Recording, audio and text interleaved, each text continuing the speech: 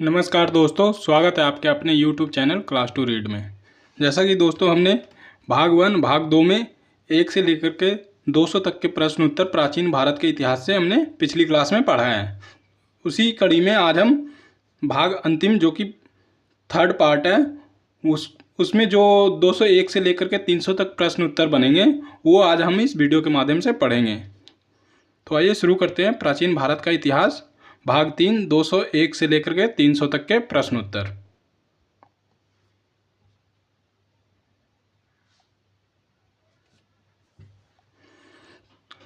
पहला प्रश्न है, निम्नलिखित में से कौन वीरशैव संप्रदाय के संस्थापक के रूप में ख्यात है? तो इसका सही आंसर है ऑप्शन ए वसव। अगला प्रश्न है, बौद्ध धर्म की आलोचना एवं वैदिक परंपरा के समर्थन करने के लिए विख्यात हैं। तो वह कौन है विख्यात? Option C Kumarila. अगला प्रश्न है, निम्नलिखित में से कौन अलवार संत नहीं था? तो जो अलवार संत नहीं थे वो थे ऑप्शन बी तिरुज्ञान। तिरुज्ञान अलवार संत नहीं थे। अगला प्रश्न है, अर्थशास्त्र के अनुसार सीता अध्यक्ष का संबंध था। तो सीता अध्यक्ष का संबंध कृषि से था। ऑप्शन ए कृषि से सीता अध्यक्ष का संबंध था। अगला प्रश्न है, चंद्रगुप्त मौर्य के शासनकाल में पाटलिपुत्रा का प्रशासन एक समिति द्वारा संचालित था जिसके सदस्यों की संख्या कितनी थी? तो सदस्यों की संख्या कुल थी जो थी 30। ऑप्शन बी 30 सदस्यों की संख्या हुआ करती थी। अगला प्रश्न है, ब्राह्मणी लिपि को सर्वप्रथम किसने पढ़ा था? तो वह पढ़ा था जेम्स प्रिंसेप ने। Option D James Prinsep. दोस्तों अगर आप लोग इस चैनल पर नए हैं तो कृपया करके चैनल को सब्सक्राइब कर ले ताकि आने वाले वीडियो से आप लोग अवगत होते रहें। अब आइए अगला प्रश्न देखते हैं। अशोक का निम्नलिखित में से कौन सा शिलालेख धम्म महामात्रों की भूमिका का उल्लेख करता है? तो वह करता है सी शिलालेख 5वां। ऑप्शन सी शिलालेख 5वां। अगला प्रश्न, मौर्य समाज के 7 वर्गों में विभाजित होने का उल्लेख निम्नलिखित में से किसमें मिलता है? तो वह मिलता है मेगास्थनीज ने जो बुक लिखी है पाटलिपुत्रा के संदर्भ में जो कि इंडिका के नाम से है, उसी में मौर्य समाज के 7 वर्गों को विभाजित किया गया था। तो इसका सही आंसर है ऑप्शन सी मेगास्थनीज की इंडिका। अगला प्रश्न है दोस्तों, निम्नलिखित में से कौन सा अभिलेख ऐसे 2 धान्यागारों के निर्माण का उल्लेख करता है जिनका संकट काल में उपयोग किया जा सके? तो वह है सहगौरा ताम्रपत्र। ऑप्शन बी सहगौरा ताम्रपत्र। नेक्स्ट है, अभिलेख जिससे यह प्रमाणित होता है कि चंद्रगुप्त का प्रभाव पश्चिम भारत पर भी था। तो वह है रुद्रदामन का जूनागढ़ शिलालेख से यह पता चलता है कि चंद्रगुप्त का प्रभाव पश्चिमी भारत अर्थात अफगानिस्तान तक के क्षेत्रों तक भी था। तो इसका सही आंसर है ऑप्शन सी रुद्रदामन का जूनागढ़ शिलालेख।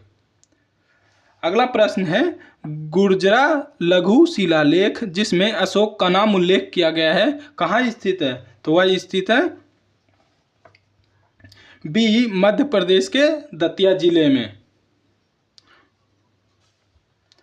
अगला प्रश्न है, मौर्य काल मंत्री परिषद में निम्न में से कौन राजस्व इकट्ठा करने से संबंधित था?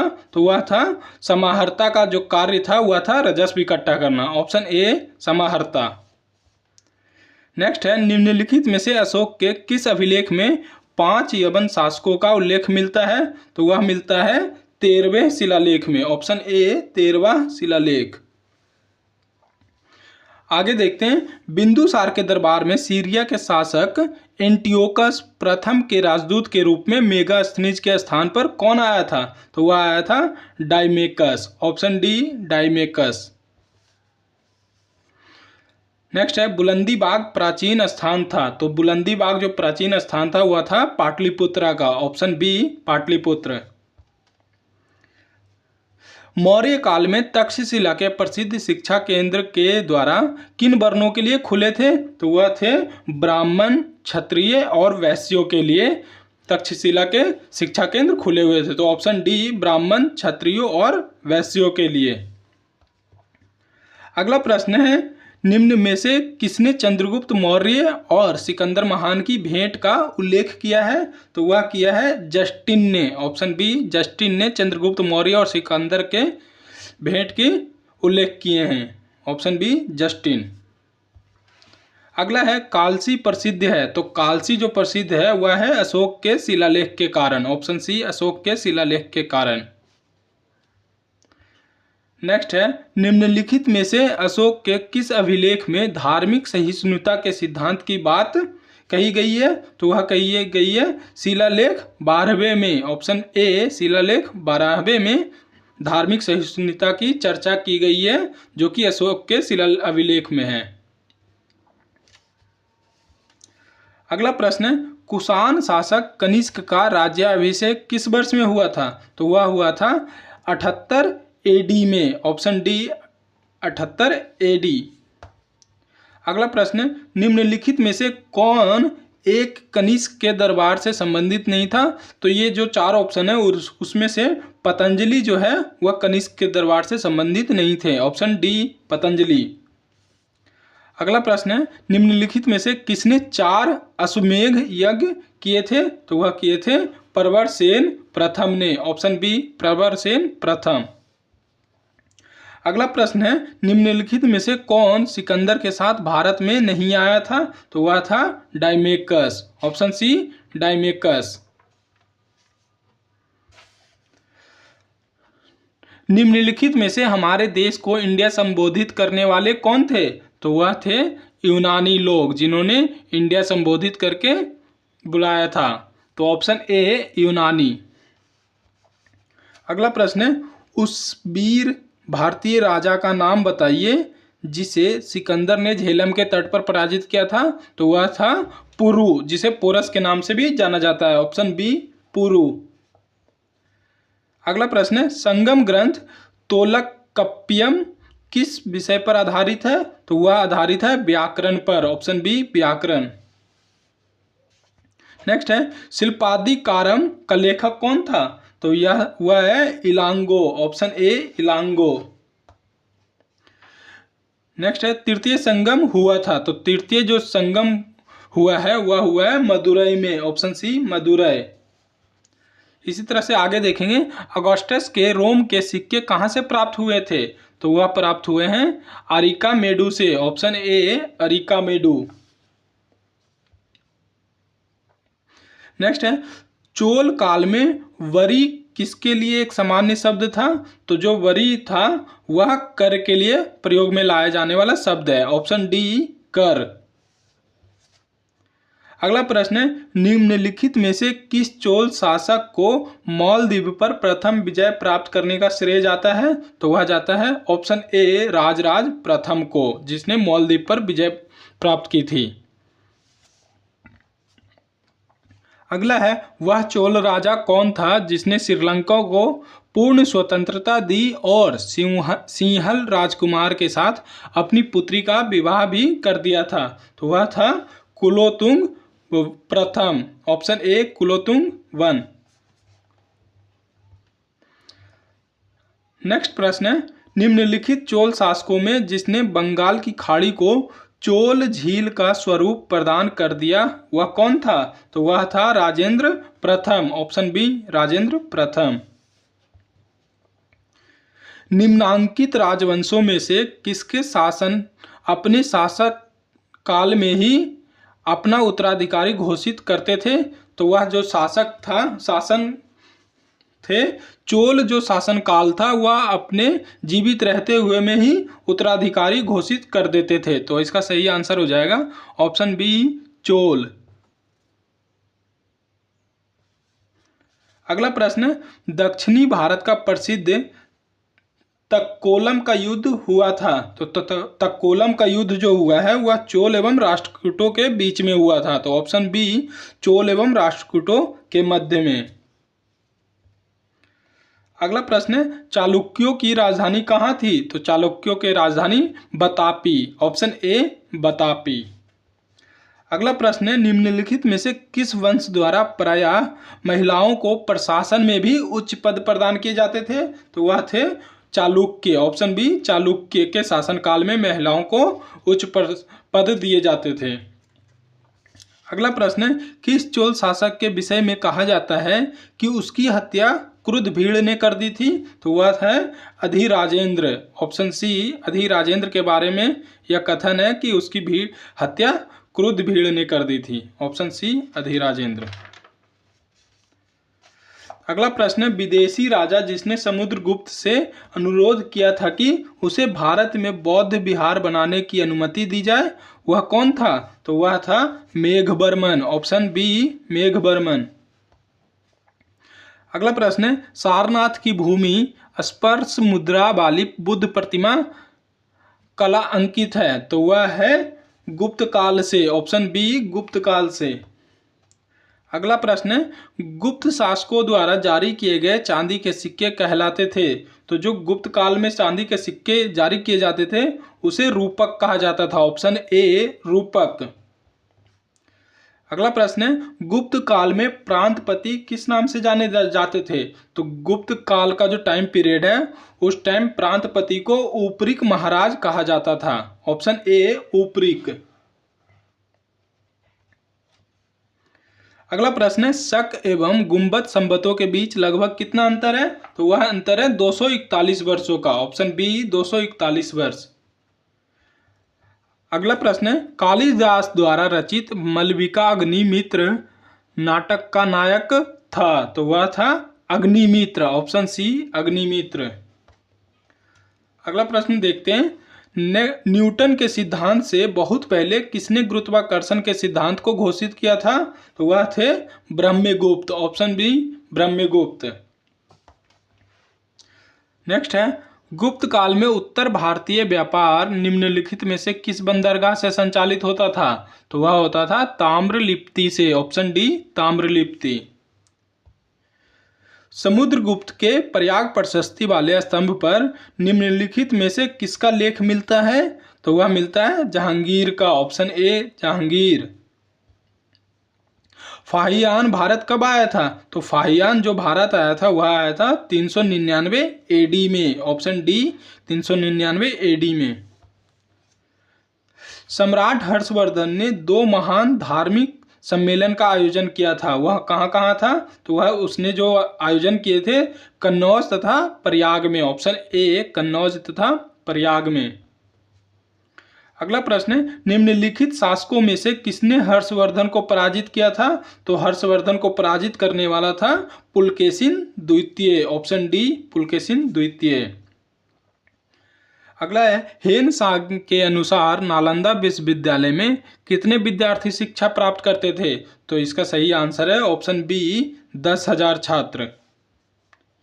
नेक्स्ट है, CU की नामक यात्रा विवरण निम्नलिखित में से किससे जुड़ा है? तो वह जुड़ा हुआ है हेन सांग से, ऑप्शन डी हेन सांग।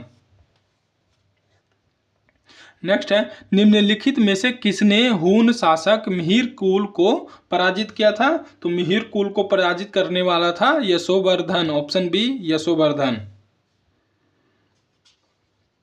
तंजौर के बृहदेश्वर मंदिर का निर्माण किसने किया था? तो तंजौर का बृहदेश्वर मंदिर का निर्माण राजराज ने किया था, ऑप्शन बी राजराज ने। अगला है, निम्नलिखित में से किस मंदिर को विदर्भ के खजुराहो के रूप में भी जाना जाता है? तो वह है मार्कंडेश्वर मंदिर, ऑप्शन ए मार्कंडेश्वर। अगला है, खजुराहो मंदिर स्थापत्य निर्माण में सहयोगी थे, तो खजुराहो मंदिर स्थापत्य में के निर्माण में सहयोगी थे चंदेल, ऑप्शन ए चंदेल। अगला है, निम्नलिखित में से कौन एक शैलकृत स्थापत्य का उदाहरण है? तो वह है कैलाश मंदिर एलोरा, ऑप्शन सी कैलाश मंदिर एलोरा।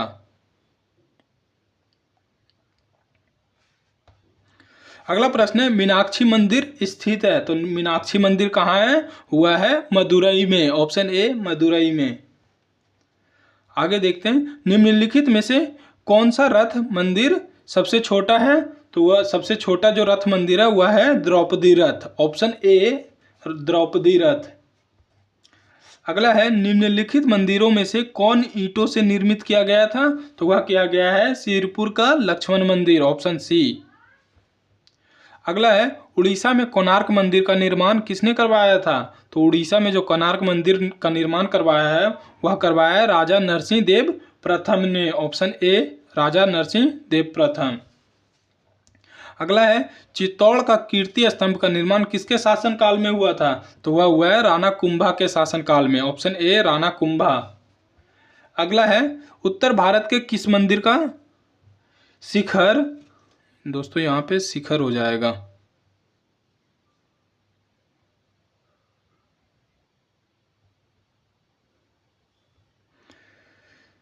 शिखर द्रविड़ शैली का है, तो वह है तेली का मंदिर जो कि ग्वालियर में है। अगला है निम्नलिखित में से कौन सा बंदरगाह पोडुका नाम से दी पेरिप्लस ऑफ द एरिथ्रियन सी के लेखक को ज्ञात था? तो वह था option A एरिकामेडू।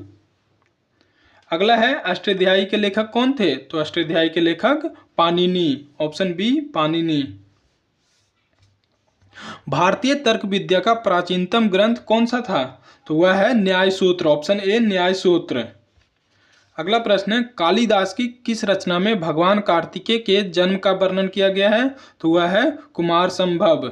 Option C Kumar संभव।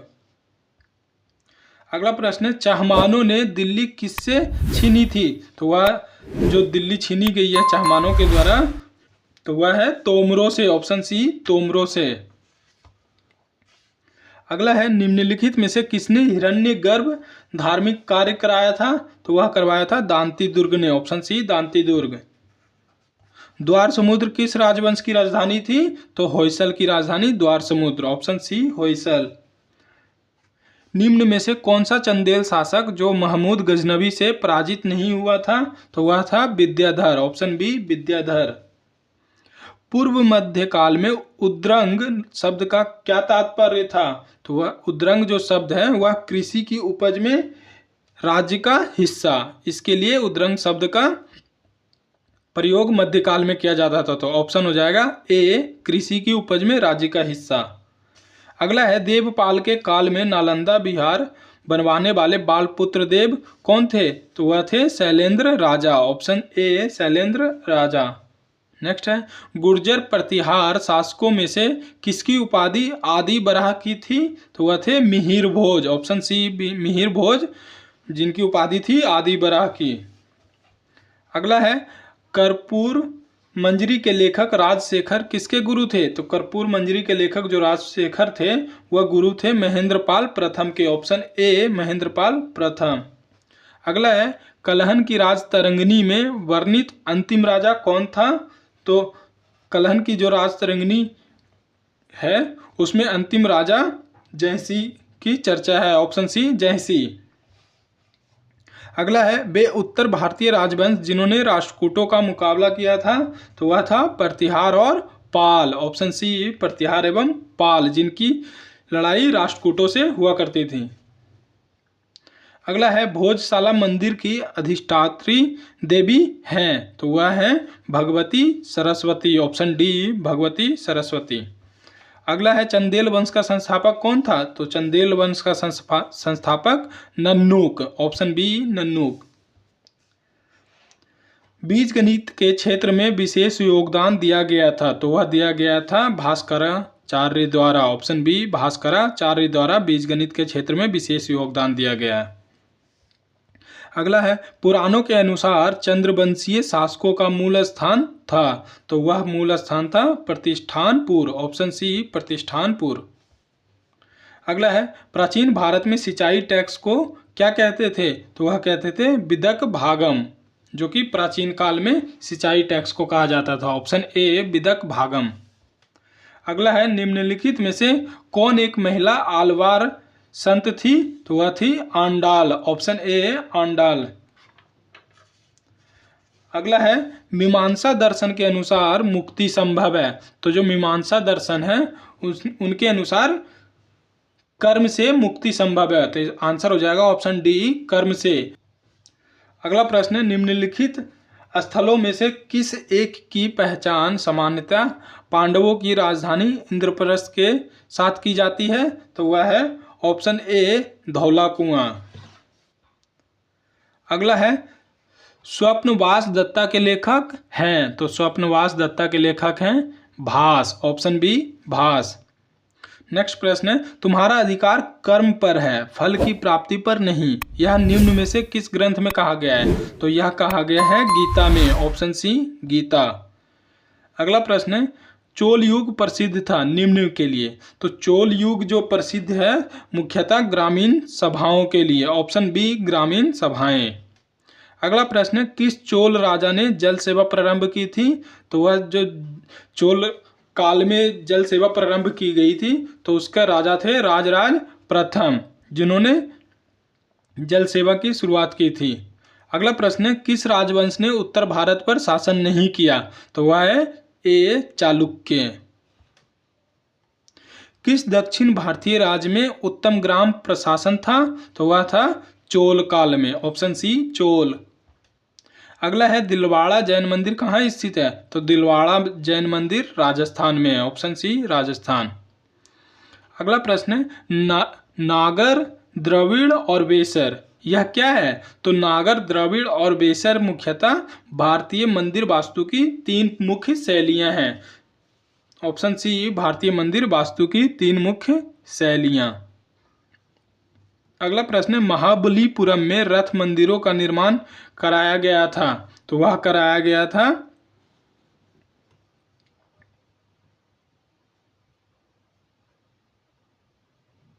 पल्लवों द्वारा, ऑप्शन बी पल्लवों द्वारा।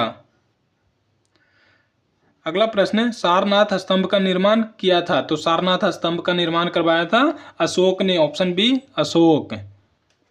अगला प्रश्न है मनु स्मृति मुख्यतः संबंधित है, तो मनु स्मृति जो संबंधित है वह है समाज व्यवस्था से, ऑप्शन ए समाज व्यवस्था से।